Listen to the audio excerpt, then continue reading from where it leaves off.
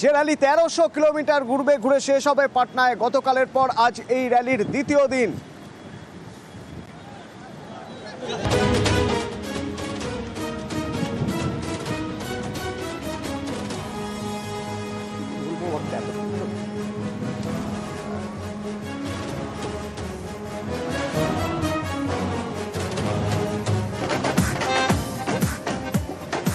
পয়লা September পর্যন্ত চলবে এই কর্মসূচি। সংবিধান রক্ষার ডাক দিয়ে ভোটার অধিকার যাত্রা, যা শেষ হবে পাটনায়।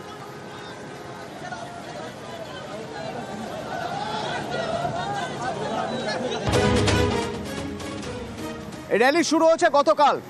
সাসারামের মঞ্চে দেখা গেল রাহুল গান্ধী, লালু প্রসাদ যাদব এবং ভোট চুরি নিয়ে সরব হলেন সবাই।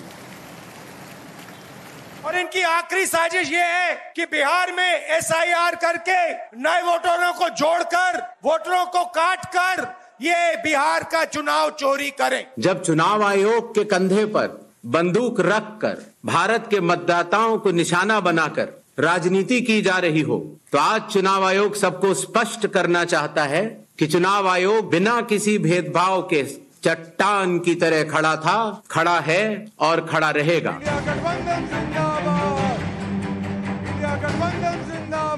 এবছর শেষে বিহারে বিধানসভা নির্বাচন। তার আগে সেখানে ভোটার তালিকার বিশেষ নিবিড় সংশোধন বা এসআইআর করছে নির্বাচন কমিশন। বাদ গিয়েছে প্রায় 66 লক্ষ ভোটারের নাম। এই ভোটমুখী বিহারে এবার ভোটার অধিকার যাত্রায় রাহুল গান্ধী, সঙ্গী আরজেডি নেতা তেজস্বী যাদব। রবিবার বিহারের রোহতাস জেলার সাসারাম থেকে শুরু হয় রাহুলের যাত্রা। বিহারের 20টিরও বেশি জেলায় র্যালি হওয়ার কথা। 1300 কিলোমিটার ঘুরে পয়লা সেপ্টেম্বর পাটনায় শেষ। ভোটার অধিকার যাত্রার শুরুতে জনসভা করেন রাহুল। সেখান থেকেও ভোট চুরির অভিযোগে সরব হন। पहले देश को मालूम नहीं था कि कैसे चोरी की जाती है। हमने प्रेस कॉन्फ्रेंस में साफ करा दिखा दिया चोरी इलेक्शन कमीशन कैसे कर रहा है। लोकसभा चुनाव के बाद इलेक्शन कमीशन ने महाराष्ट्र में जादू से 1 करोड़ नए वोटर पैदा कर दिए। हमारा एक वोट कम नहीं हुआ। बीजेपी को सारे के सारे नए वोटरों के वोट मिले और वो चुनाव जीते।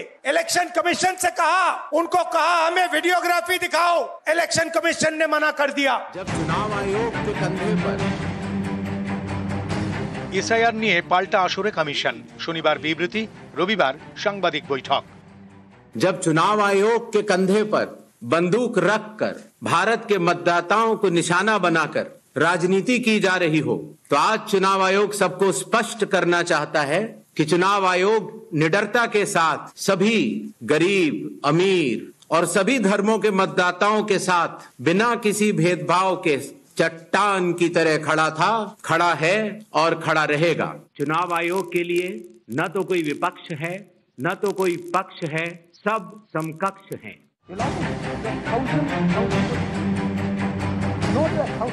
সম্প্রতি কর্ণাটকের মহাদেবপুরা কেন্দ্রের উদাহরণ টেনে রাহুল দাবি করেন একটি বিধানসভা কেন্দ্রে 1 লক্ষের বেশি ভুয়ো ভোটার রয়েছে। कर्नाटक में 1 लोकसभा 1 विधानसभा में हमने इंक्वायरी शुरू की।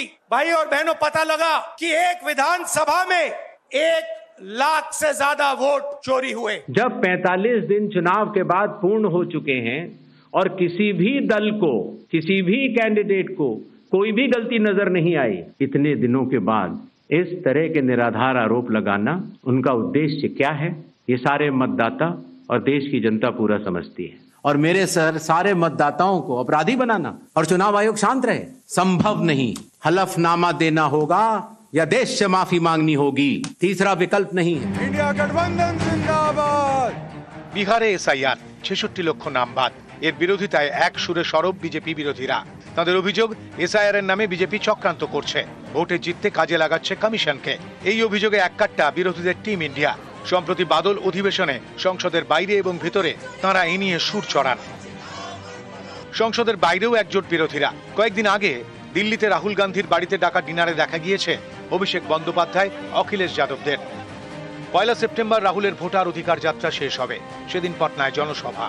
সেখানেও দেখা যাবে টিম ইন্ডিয়ার ঐক্যবদ্ধ চেহারা। প্রতিনিধি পাঠাবে তৃণমূলও। শীর্ষ নেতৃত্বও উপস্থিত থাকতে পারেন।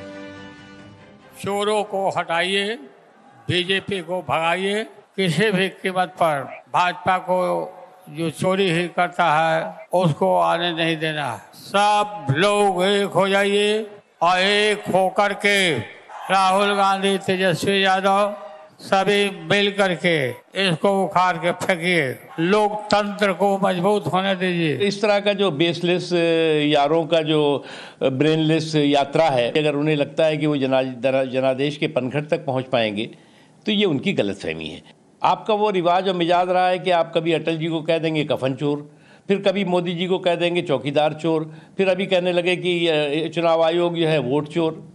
अरे कब तक जो है वो चोर मचाए शोर वाली स्थिति करोगे आप? নিউজ 18 বাংলা।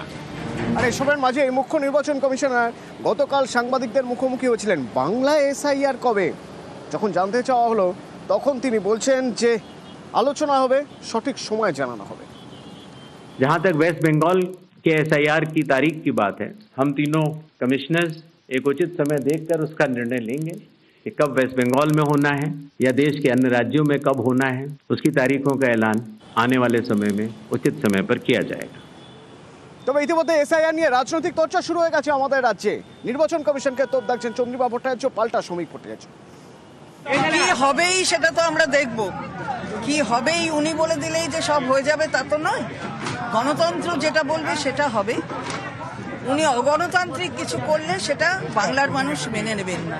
আমাদের দিল্লিতে নির্বাচন কমিশনের বিরুদ্ধে আমাদের সাংসদরা যে ভূমিকা পালন করেছে সেটাতেই নিশ্চয়ই নির্বাচন কমিশন বুঝতে পেরেছে যে বাংলা কি করতে পারে। এসআইআর হবে, এটা রুটিন প্রক্রিয়া।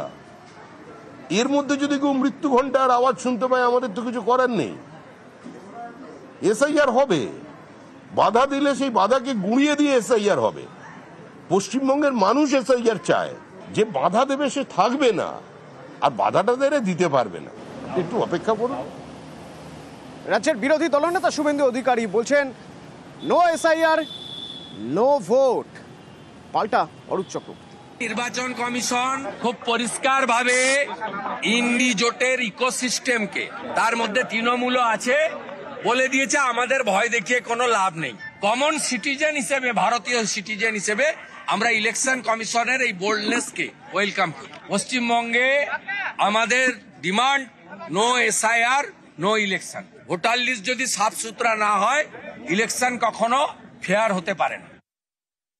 শুভেন্দু অধিকারী যখন আগ বাড়িয়ে নির্বাচন কমিশনার হতে চাইছেন, ওনাকে জবাব দিতে হবে বিহারের এসআইআর প্রসেসে যাদের নাম বাদ গেছে 65 লাখ মানুষের, কজন অনুপ্রবেশকারী, তাদের মধ্যে বাংলাদেশ বা নেপালের বা পাকিস্তান থেকে বা শ্রীলঙ্কা থেকে কজন এসেছেন? কেউ না। রাষ্ট্রপুঞ্জের রিপোর্ট অনুযায়ী যত রোহিঙ্গা আছে তার সংখ্যা 15 লক্ষ। তো মায়ানমারের গোটা রোহিঙ্গাই যদি পশ্চিমবঙ্গে ঢুকে থাকে তাহলে 80,000 বুথকে 15 লক্ষ দিয়ে ভাগ করলে অন্তত প্রতি বুথে 200 থেকে 300 করে রোহিঙ্গা থাকার কথা। আপনি কোনোদিনও রোহিঙ্গা দেখেছেন?